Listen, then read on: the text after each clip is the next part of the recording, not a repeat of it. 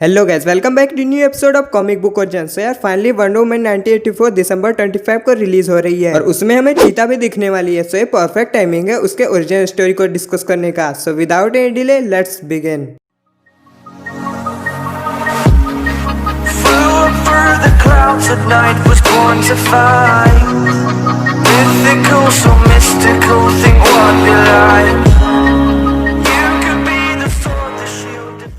तो ये कहानी है इंग्लैंड की, जहाँ बारबरा मिनर्वा का जन्म होता है। वो बचपन से ही ग्रीक मैथोलॉजी की तरफ अट्रैक्टेड थी और उसकी माँ की डेथ के बाद वो काफी ज्यादा अकेली हो जाती है और उसी समय उसे पता चलता है अमेजोनियंस के बारे में और उसे उनसे लगाव हो जाता है। पर उसके पिता को ये सब बिल्कुल पसंद नहीं आता और वो उससे बताते हैं कि ये सब झूठ है, जिसकी वजह से बारबरा काफी उदास हो जाती है। समय बीतता है, बारबरा 2 PhD लेके एक बेहतरीन आर्कोलॉजिस्ट बन जाती है। पर बारबरा को अब भी ऐसा लगता है कि अमेजोनियंस आज भी एग्जिस्ट करते हैं। पर जब भी वो अपने कोलीग्स से बोलती है तब वो उसका मजाक उड़ाने लगते हैं, पर फिर भी वो अपनी रिसर्च को जारी रखती है और जल्दी उसके हाथ एक सॉलिड क्लू लगता है अमेजोनियंस का, जो होती है लाइसिपी की कब्र। अब लाइसिपी अमेजोनियंस की 12th क्वीन होती है और अब ये बारबरा को पता होता है, जिसको देखकर वो ठान लेती है कि अब कुछ भी हो जाए वो ढूंढ कर ही रहेगी। जैसे जैसे बारबरा कब्र की जांच करती है, बाहर तूफान आने लगता है, जिसकी वजह से वो कब्र टूटने लगती है और बारबरा बड़ी मुश्किल से अपनी जान बचाकर बाहर निकल पाती है, जिसकी वजह से उसे ये तो पता चल ही जाता है कि अमेजोनियंस सच में एग्जिस्ट करते हैं। तो वो पूरा फोकस अमेजोनियंस को ढूंढने में लगा देती है।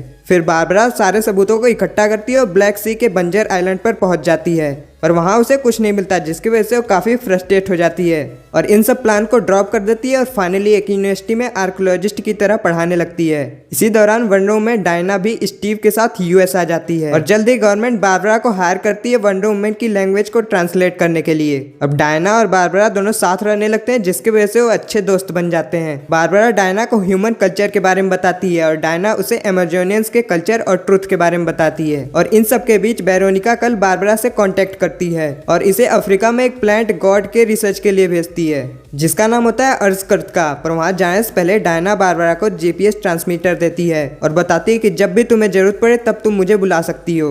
पर सीक्रेटली वेरोनिका जीपीएस ट्रांसमीटर को डीएक्टिवेट करा देती है और डायना को बारबरा से दूर रखने के लिए नकली क्राइम कराती है ताकि डायना यहीं बिजी रह सके।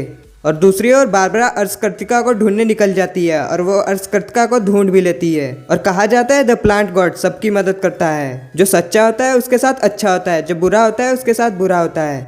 पर इस प्लांट गॉड को एक वाइफ की जरूरत होती है और उसके फॉलोअर बारबरा को पकड़ लेते हैं। जब बारबरा की शादी अर्जकर्तिका से हो रही होती है तब उसे पता चलता है कि बारबरा एक्चुअली वर्जन नहीं है, जिसकी वजह से वो उसे श्राप दे देता है और उस श्राप की वजह से बारबरा ट्रांसफॉर्म हो जाती है एक बीस्ट में, जिसे हमेशा ह्यूमन फ्लैश की भूख लगी होती है।